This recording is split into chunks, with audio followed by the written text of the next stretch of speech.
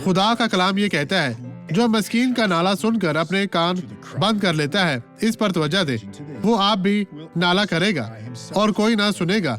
इमसाल 13:21 में बहुत से लोग गरीबों से बचते हैं, कहते हैं गरीब हमेशा भीख मांगते हैं, इन्हें कुछ मशवरा दे, इनके दिल की बात करें, इन्हें खाली मशवरा दे, इनकी मदद करें। वो दिन आएगा जब वो कहेंगे मुझे मजीद मदद की जरूरत नहीं है, क्योंकि अब मैं काबू पा रहा हूँ। खुदा सबके लिए यही चाहता है।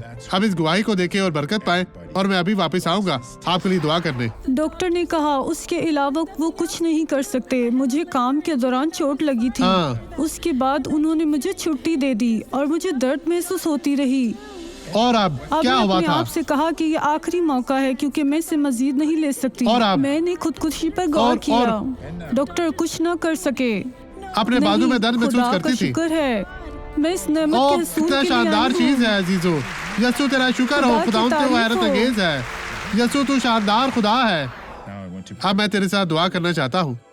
खुदा, मैं इन तमाम लोगों को बरकत देता हूँ। ऐ खुदा, मैं अपने ईमान को इन लोगों के ईमान के साथ जोड़ता हूँ।